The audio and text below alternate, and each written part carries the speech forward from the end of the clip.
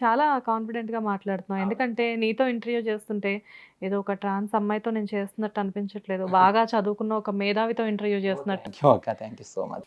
ఇప్పుడు మామూలుగా నువ్వే చెప్తున్నావు. ఆల్రెడీ ఒకసారి మోసపోయాను అని చెప్పేసి చెప్తున్నావు. మోసపోయావు ఓకే. కానీ మగవాళ్ళ మీద విరక్తి పెంచుకోవడం అనేది ఎంతవరకు కరెక్ట్? ఎందుకంటే నిన్ను కావాలి అని చెప్పి ఒకళ్ళొచ్చినప్పుడు నీకంటూ ఒక తోడు కావాలి ఎప్పటికైనా.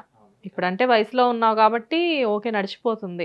కాకపోతే వయసు మీద పడే కొద్దీ మనకి మనుషులకి ఒక తోడు అనేది కంపల్సరీగా ఉండాలి మనకు చేయూత ఇవ్వడానికి.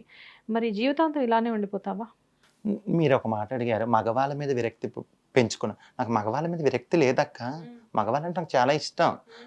బికాజ్ మా నాన్న కూడా ఒక మగవాడే. ఓకే. మా అన్నయ్య కూడా ఒక మగవాడే. నాతో ఫ్రెండ్‌షిప్ చేసిన వాళ్ళు చాలా మంది కూడా మగవాళ్ళే. అలా ఈ విరక్తి ఏం లేదు. మీరు అడిగిన క్వెషన్. తోడు కావాలి. జెన్యూన్ పర్సన్ వచ్చి రియల్‌గా నాతో ఉంటాడు అని నాకు ఒక నమ్మకాన్ని కలిగిస్తే తప్పకుండా నాకు కావాలి.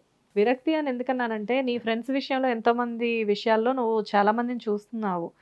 కొంతమంది ఎక్కడో సన్నాసులు ఉంటారని నువ్వే చెప్పావు. సో, అలా చెప్తున్నాననమాట. కొంతమంది అబ్బాయిలందరూ చెడ్డవాళ్ళని నేను చెప్పను. కొంతమంది అబ్బాయిలే చెడ్డవాళ్ళు. ఓకే. కొంతమంది అబ్బాయిలు చాలా మంచి వాళ్ళు. నన్ను సపోర్ట్ చేసే వాళ్ళు చాలా మంది.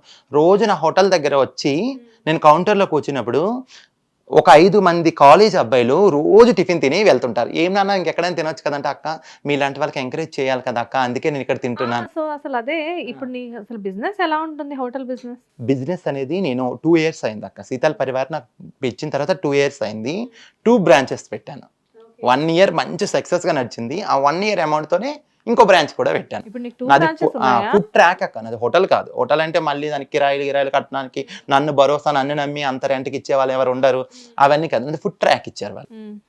అది నాకు ఇక్కడ నచ్చితే ఇక్కడ పెట్టుకుంటా. లేదు నచ్చకపోతే ఇంకో దగ్గరికి వెళ్ళి పెట్టించేసుకుంటా. అలాంటి 2 ఇప్పుడు అయ్యాయి నాకు. ఇక్కడ ఒక 5 మంది ట్రాన్స్ ఉమెన్స్ చేస్తున్నారు. అక్కడ ఒక 5 మంది ట్రాన్స్. చేసేవాళ్ళు కూడా ట్రాన్స్ ఉమెన్సేనా? నా కమ్యూనిటీ వాళ్ళనే తీసుకున్నాను నేను. ఓకే. అయితే నాకు ఇక్కడ ఒక చిన్న డౌట్. ఇప్పుడు నీ కమ్యూనిటీ వాళ్ళే టిఫిన్స్ అవి వేస్తున్నారు. జనరల్‌గా ఏంటంటే మన ఇండియాలో ఉన్న అలవాటు ఏంటంటే మనుషులు నీట్‌గా లేకపోతేనే వెళ్లి తినడానికి ఆలోచించే పరిస్థితి. అలాంటిది ఒక ట్రాన్స్ టిఫిన్స్ వేస్తుంటే నీ బిజినెస్ బానే అంటే అందరూ నార్మల్‌గా వచ్చి తింటారా? అవుతుందక్క. నాకు కొంచెం ఆ ప్రాబ్లమ్స్ కూడా చాలా ఫేస్ చేశాను. ఓకే. ఎలా అంటే కొంతమంది ఉంటారక్క. వాళ్ళు ఏంటంటే వాళ్ళు ఎందుకో మనం ఈ 2024లో వచ్చినా కూడా మూఢనమ్మకాలు అవే పట్టుకొని వీళ్ళతో మాట్లాడకూడదు, వీళ్ళు హోటల్లో తినకూడదు, వీళ్ళు వడ్డిస్తే తినకూడదు అని ఉండేవాళ్ళు చాలా మంది ఉంటారు. అలాంటి కస్టమర్‌ని నేను ఎంకరేజ్ చేయను. నువ్వు రాకపోయినా నష్టమేం లేదు. నన్నుగా సపోర్ట్ చేసే వాళ్ళు 10 మంది ఉన్నా చాలు. నీ అమ్మాయి ఇలా కాళ్ళ మీద నిలబడుతుంది, ఈమెకి సపోర్ట్ చేయాలని 10 మంది ఉన్నా నాకు చాలు. అలాంటి కస్టమర్లు రాకపోయినా పర్లేదు. అక్కడికి వచ్చిన తర్వాత మళ్ళీ నా జెండర్ గురించి నాకు గుర్తు చేయడం. కొంతమంది ఉంటారు. ఎలాంటి వాళ్ళంటే నా దగ్గర టిఫిన్‌కి వస్తారు. ఒక 2, 3 నేను రీసెంట్‌గా వాళ్ళతో పెద్ద గొడవ కూడా వేసుకోవడం జరిగింది. ఎందుకు కస్టమర్‌తో గొడవ వేసుకున్నామంటే భరించి వాళ్ళతో గొడవ వేసేసుకున్నాను. ఎందుకంటే ఏంటి సిట్యుయేషన్? ఎందుకు అంటే వాళ్ళు వస్తారు. వచ్చి నా హోటల్ దగ్గర కూర్చుంటారు. నేనేం చేస్తానంటే మాస్టర్ నౌన్ పెట్టుకున్నాను అనమాట. స్పీడ్‌గా వేస్తాడని. నా కమ్యూనిటీ వాళ్ళు ఒక 5 మొత్తం 6 మెంబర్స్ ఉంటాం మేము.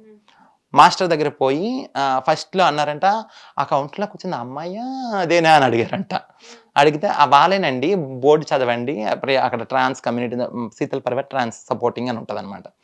చదవండి అని చదివిన తర్వాత నా దగ్గరికి వచ్చి, "మీ వోళ్ళు పలానా దగ్గర ఇలా చేస్తున్నారు" అంటే మా వోళ్ళు అలా చేస్తే నేనేం చేయను? మా వోళ్ళు అలా చేస్తున్నారు పలానా దగ్గర అంటే మా వాళ్ళు చేసుకుంటారు వాళ్ళ కడుపు వృత్తి కోసం వాళ్ళది. ఆ విషయం నా దగ్గరికి ఎందుకు చెప్పాలి?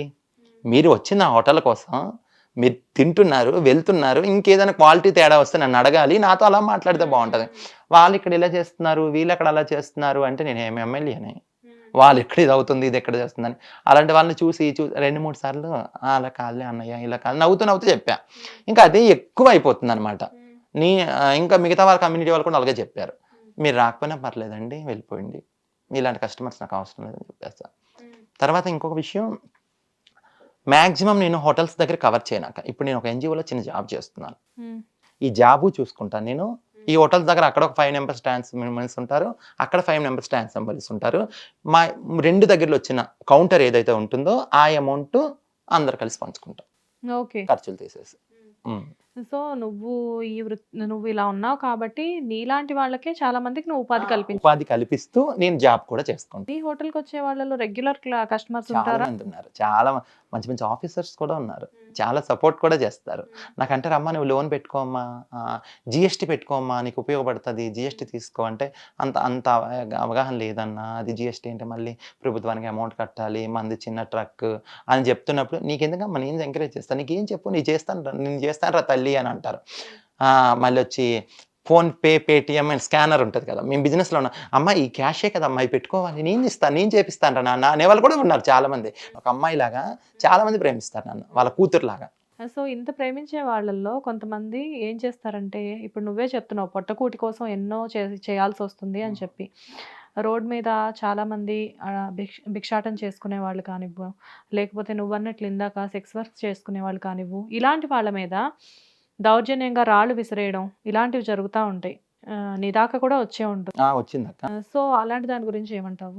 రీసెంట్‌గా నా ఫ్రెండ్స్ చాలామంది, ఒక ఇద్దరు కొంతమంది అదే వృత్తిలో బతుకుతున్నారు. వాళ్ళ మీదకెళ్ళి రాళ్ళతో కొట్టారంట వాళ్ళని.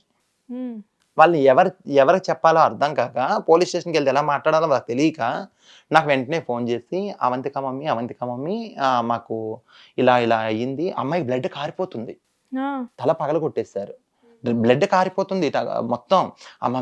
మమ్మీ అంటే నాకు ఎంత 10:30, 11 అయింది అక్క.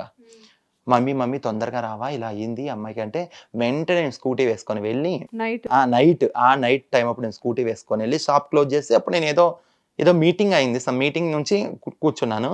ఫోన్ రాగానే భయపడుతూ వెళ్ళి ఆ అమ్మాయిని తీసుకెళ్ళి హాస్పిటల్లో కూడా అడ్డమైన క్వశ్చన్స్. ఈ అమ్మాయి ఈ టైం వరకు ఏం చేస్తుంది, ఈ అమ్మాయి సెక్స్ వర్కర్. ఈ అమ్మాయికి ఎందుకు ఇలా పగిలింది, ముందు కేసు పెట్టారు, కేసు తర్వాత పెడతామండి, మీరు ఎమ్మెల్సీ ఇస్తే తీసుకెళ్లి కేసు పెడతాం, అది పక్కన పెట్టండి, ముందు బేసిక్ నీడ్స్ వాళ్ళకి కావాల్సింది సదుపాయాన్ని మీరు అందించండి, ప్రథమ చికిత్స అనేది చెయ్యండి. వాళ్ళ బ్లడ్ కారిపోతుంది అక్కడ అంటే, ఒక మంచి డాక్టరు నేను చేస్తానమ్మా అని చెప్పి చేశారు.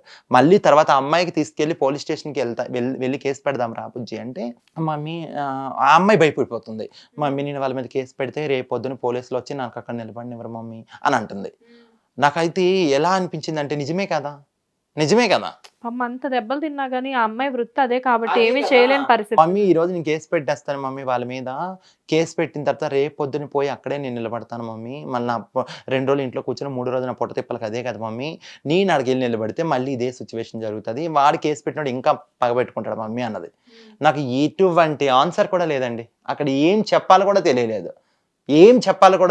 కానీ అప్పటికి నేను చెప్పా, అమ్మ అలా కాదు, ఫ్రెండ్లీ పోలీసులు, మనం వెళ్ళి చెప్పదా మన ప్రాబ్లం, మన బ్రతికేందో తెలుసు, వాళ్ళకి వివరించి చెప్తా, నీ గురించి వాళ్ళకి వివరించి చెప్తా, రామా అంటే రాలా. ఇంకా అమ్మాయి భయపడిపోయింది. హాస్పిటల్ నుంచి అటు నుంచి తీసుకెళ్ళి దగ్గర 1 వీక్ రెస్ట్ తీసుకుంది అమ్మాయికి. 8 కుట్లు పడ్డాయి, 8 స్టిచెస్ పడ్డాయి. ఇప్పుడు ఓకే అయిందా? ఇప్పుడు ఓకే. కానీ అవంతిక, ఇంతకాలం ఇప్పుడు నీకు నీ ఏజ్ ఎంతో నాకు తెలుసు, బట్ నేను రివీల్ చేయొద్దు. సో, ఇంత ప్రాసెస్లో ఎప్పుడైనా నీకు అసలు నేను ఎందుకు ఇలా పుట్టాను అని చెప్పి నీకు ఎప్పుడైనా అనిపించిందా? లేదు, నేను ఎప్పుడు అలా ఫీల్ అవ్వను. ఎప్పుడలా? నేను ముందు నన్ను నేను ప్రేమించుకోవాలక్క, సెల్ఫ్ లవ్. నాకు నేను లవ్ చేసుకుంటే అప్పుడు నాకు ఆనందం. ఒకవేళ నాకు అలా అనిపిస్తుంది, దేవుడా ఎందుకు ఇలా అమ్మాయిగా పుట్టించలేదు, ఇలాగ అబ్బాయిగా పుట్టించలేదు, ఇలాగెందుకు పుట్టించావని, నా ఈ రూమ్లో నేను ఏడ్చుకుంటాను, కానీ బయటికి వెళ్ళిన తర్వాత నా జెండర్ నాది, నేను ఎలా గర్వంగా ఫీల్ అవుతాను. ఎవరికి లేని మంచి దేవుడు నాకు ఇచ్చాడు అట. ఆ శక్తి రూపము కాదు, ఇటు వచ్చి పరమేశ్వరుడు రూపం కాదు, అర్ధనారీశ్వరుడు నాకు. నేను చాలా హ్యాపీగా ఫీల్ అవ్వాలి. దేవుడు నాకు 2 క్వాలిటీస్ ఇచ్చి, అమ్మాయిగా పని చేయగలను, అబ్బాయిగా ఆలోచించగలను, 2 చేయగలను కదా.